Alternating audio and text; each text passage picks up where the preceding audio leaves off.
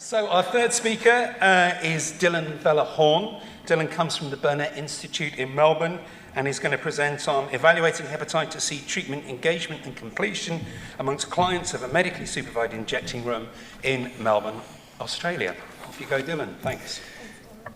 Thank you for that introduction. I'd also like to thank my co-authors who contributed to the research and the many partners involved. Also the clients of the medically supervised injecting room who contributed their time and expertise to making this research a possibility. I also acknowledge all people with lived or living experience of injecting drug use and hepatitis. My disclosures here, there was no funding received for this analysis, but for the operations of the clinic, there was. So, although hepatitis C prevalence in Australia has reduced since the introduction of DAAs, in the lighter section, we see the group who are diagnosed but remain and were willing and able to be treated within 12 months is declining, whilst that middle section is the proportion of those diagnosed who remain untreated, which is increasing.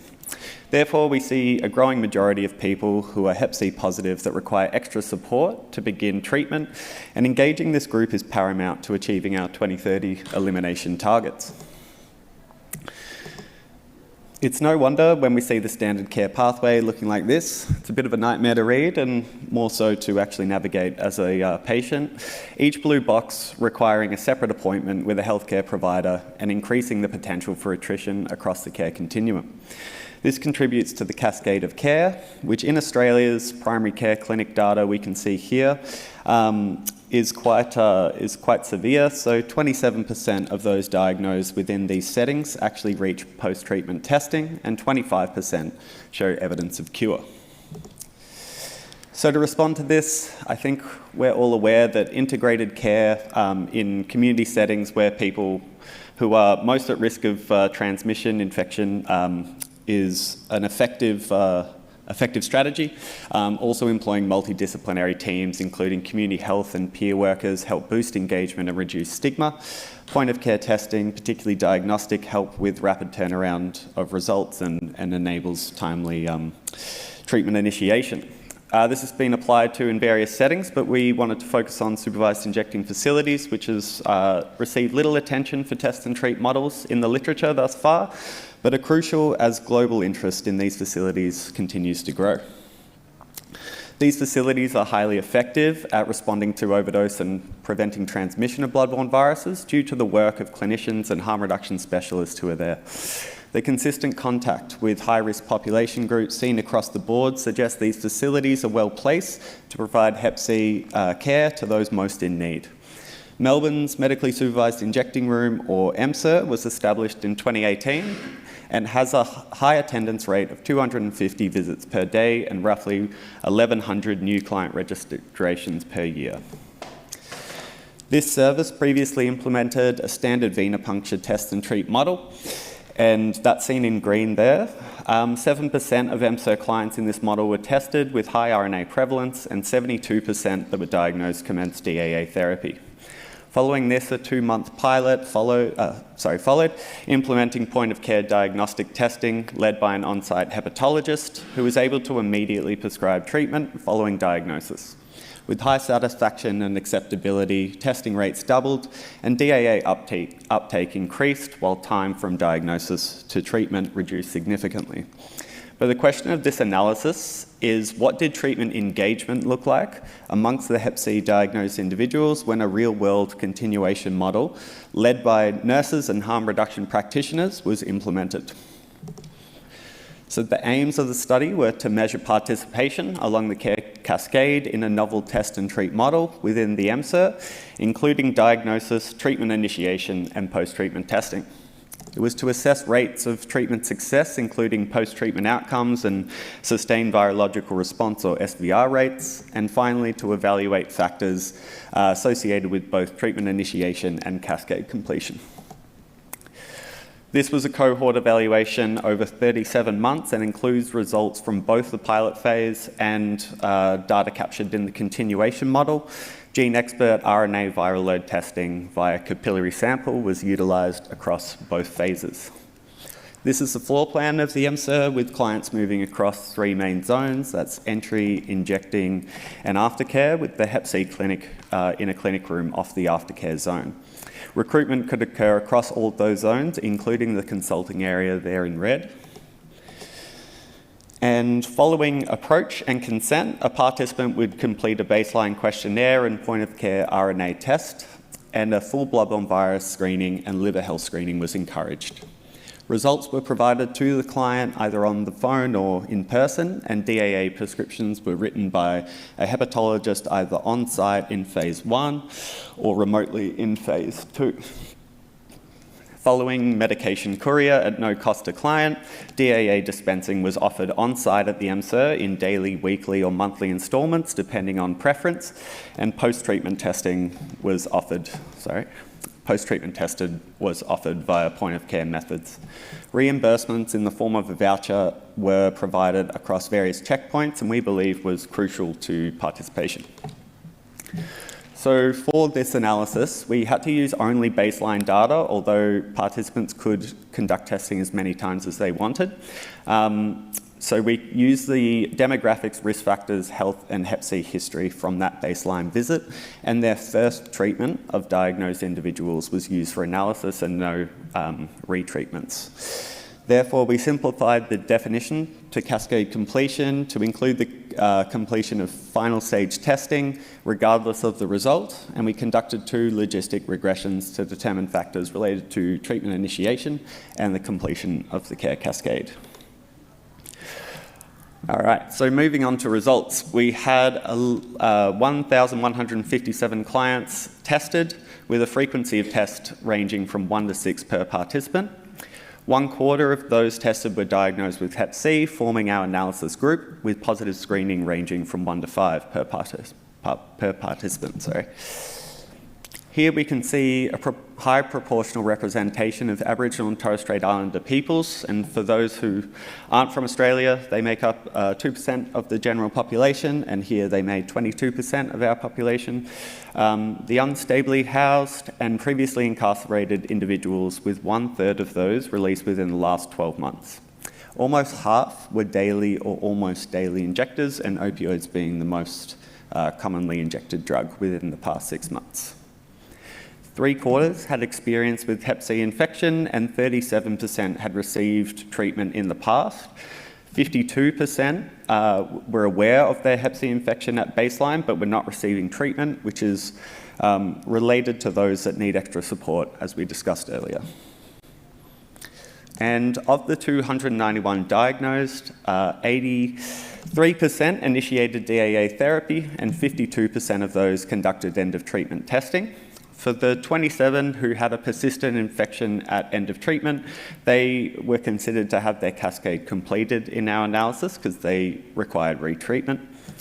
And then 41% conducted SVR screening, with 10 of those eligible for retreatment as they had a persistent infection, and 2 had an invalid result with no follow-up able to be obtained. So for this analysis of participants' first treatment, 146 out of the 291 participants completed their cascade of care, and conveniently was a near-perfect split for analysis. This is the care cascade just shown in the bar graph, and you can see a considerable improvement on the earlier primary care data which I showed earlier. So you can see the 2 graphs together, with the MSIR in blue outperforming primary care clinic data across each stage of the cascade. So the question follows, was there any factors associated with treatment initiation and cascade completion? So with treatment initiation, there were few factors significant in regression. Methamphetamine, as the drug most frequently injected, was significantly associated with a decreased likelihood of treatment uptake in multivariate regression. However, the small sample size of 34 participants must be considered here. Interestingly, increased injecting, often considered a risk factor to treatment disengagement, was seen as a predictive factor for cascade completion when adjusting for other variables. Methamphetamine, as the drug most commonly injected, had a univariate association. However, this was not significant when adjusting for other factors. So, Consistent with global evidence of safe injecting facilities, participants represented a cohort experiencing overlapping social and structural factors that heighten potential of Hep C transmission and disengagement from care. Despite this, there was a strong participation in the treatment cascade when you compare with benchmark data, and very few factors predicting treatment disengagement. Frequent methamphetamine use was found to be a potential barrier, and frequent injecting was shown as an enabler in this setting. This second point is most likely due to the increased contact frequent injectors have with the service, and more opportunities are provided for follow-up and engagement. Coupled with familiar and trusted community health workers leading the charge, this fosters a supportive environment for individuals to engage in Hep C care. So flexible, simplified test and treat models in safe injecting facilities shows high potential for enhanced treatment engagement amongst those much of the healthcare sector may deem as, in quotations, too difficult to treat. And this means that they can be an important component of hepatitis elimination through both transmission reduction and treatment provision. There are some limitations. The classification of the cascade completion may be a little bit oversimplistic for the modelling. We also didn't explore MSER attendance, drug treatment, mental health or income factors, and there was no exploration of subsequent changes over time, such as reinfection and retreatment. And finally, it was difficult to control for loss to follow-up, which would have been great to understand why people were disengaging. So some key takeaways. Advocating for safe injecting facilities as effective, low-threshold spaces for streamlined healthcare and bloodborne virus treatment for people who are actively injecting drugs is really important, and they're not just there for overdose and transmission prevention. Leverage multidisciplinary expertise across the community, particularly allowing harm reduction workers to play a more intrinsic role in the clinical pathways of others. You never know what doors are opened up by doing this. And a final takeaway is to dispel the myth of too difficult to treat, as we need to find innovative ways to level the playing field and be flexible in reaching a population where they are. There are, of course, individual cases where it may be inappropriate to treat, determined by patient preference or clinical judgment, but as a sector, we cannot adopt a dismissive attitude for those most in need of support. If you want more information, there's a podcast link here if you have Spotify. If not, the URL is there, or you can contact me as well. Thank you.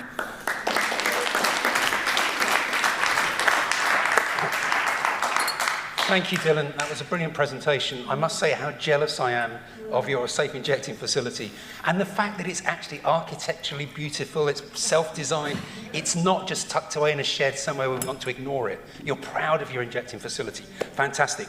Just a quick question. Was there an absolute cut-off for the sort of loss to follow-up? Because surely some of these patients will represent somewhere further down the line, and can you sort of add that data back in at a later stage? Yes, so we actually didn't set a limit on cutoff. So the 37 months, someone could present at any time, and we would continue their treatment provision and analyse that data. There is obviously an issue there with, we usually cut it off by 12 months, but in this case, we were really just trying to understand the care cascade within this facility, and ultimately the outcome of hepatitis C cure is what we were looking at. Because I think we realised that a lot of those people lost to follow-up actually probably have got their cure, you just haven't got the virological proof of it. Exactly. Question there, Brian, go ahead. Follow up on Ashley, having visited the site last month. It is physically beautiful, in addition to architecturally beautiful. Peers out in the community to chase all these people that you have lost to follow-up. It's an inexpensive intervention. And is that a strategy that you would consider to sort of make something that was good, that is now very good, move it up to excellent? Yeah, great question. Peer outreach or any community level outreach would have been a fantastic addition to this fixed site service. I think there are a lot of opportunities that we could employ to doing a little bit more proactive follow-up. That being said, there is no peer workforce at the medically supervised injecting room at the moment, and that's for a lot of restrictions that I won't go into. But I think we can also look at the dedicated efforts of the clinical staff. They tried extremely hard to follow up with people that had been engaged in the program, and the EMSA has an advantage of having a client registration database, so people sign in when they enter the facility. That means that we can put alerts on people's profiles, and although the clinic wasn't operating throughout the entire day the EMSA was open, it was really helpful to be able to engage with clients when they were in the building if there was follow-up needed. And yeah, I must acknowledge the incredible work of the clinic staff in doing that. Thank you very much.